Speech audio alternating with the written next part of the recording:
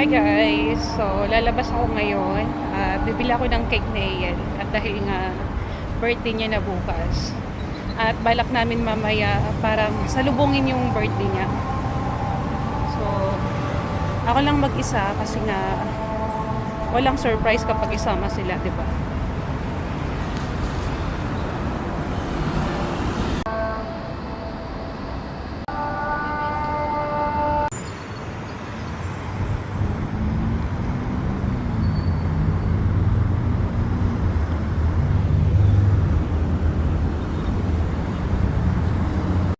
May bilihan kami ng cake dito bande.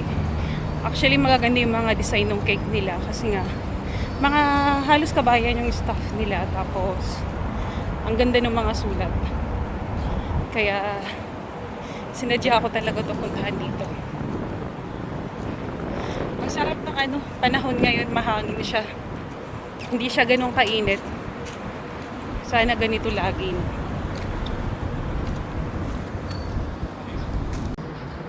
Asan na nga ba yun? May mga kainan nga pala dito banda, marami to. Mga hilera lang to. Mga kainan to dito. Hindi ko alam kung malaking cake or maliit na cake yung bibiliin ko kasi nga hindi kami bumibili ng malalaking cake kasi nga hindi siya nauubos. At hindi talaga namin nakakain, lagi siyang nasisira. Katapos ay tinatapon na lang namin. Wala kasing mahilig sa amin sa cake. Yun yung problema.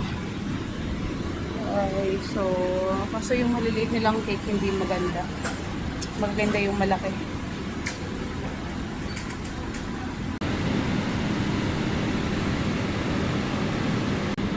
Ganda naman yung mga cake nila.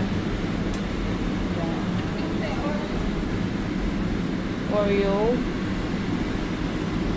Sarap yan. Sabi ni ate ito daw, sarap daw. Oreo.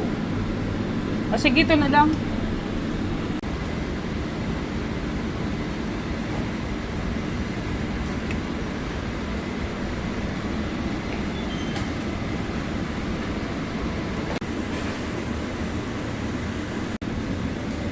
So, ito na siya.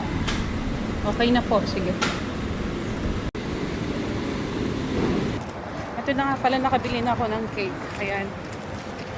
Pero grabe, wala daw silang plastic bag lagayan ng cake. Nakakaloka. Kaya sabi ko nga sa bakit gano'n, ba't wala kayong plastic? Nagbebenta kayo tapos walang plastic. So ayun, naghanap siya ng plastic. Buti na lang meron kasi nga paano ko bitbitin ko lang sa kamay. Hindi sana. Di baka mahulog ko pa or di kaya malaglag ko.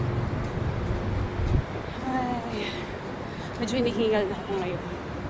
Ang oras nga pala ngayon ay 7 ng gabi. Kaya medyo madilim na yung panahon. Madilim na. At ito na nga pala, pabalik na ako.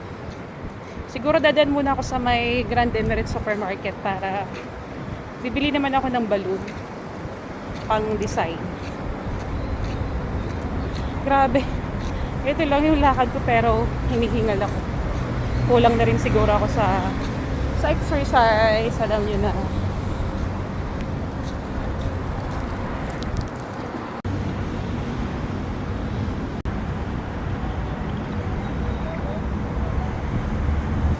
So ayun, nandito na nga rin pala ako sa Grand Emirates Supermarket at nandito ako sa area ng mga bilihan ng balloons pang design mamaya.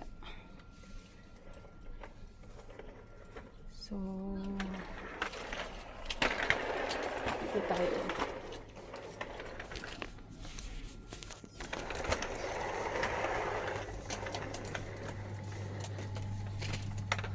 Kaya magandang bilhin dito.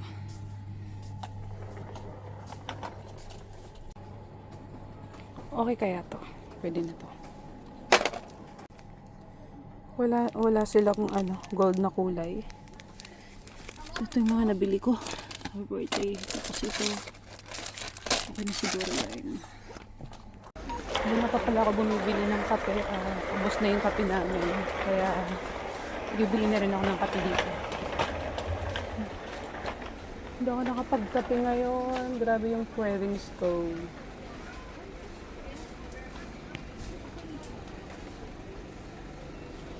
Eto na.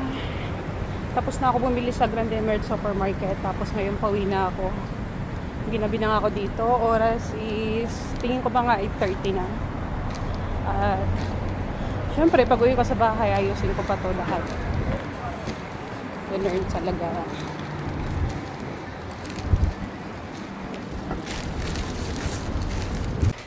Nandito na pala ako sa lift sa building namin.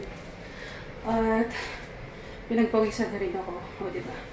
Parang nag-exercise na rin ako. Actually, hindi ako nakapag-exercise ngayon. Pero supposed to be dapat mag-exercise ako.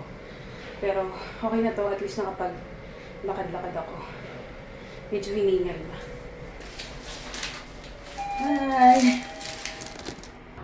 So, kailangan magpabukas kay Daddy. Baka makita ni Ayan. Kasi nga, surprise namin ito mamaya. Happy birthday, ate. I love you.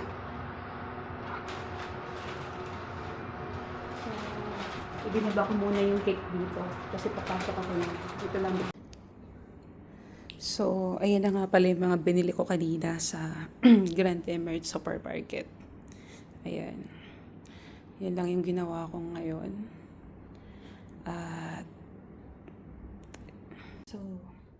So, ayun na nga.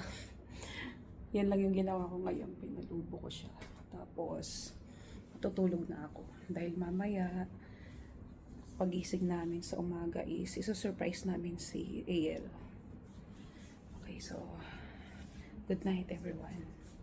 Time check is 1:00 na ng madaling araw.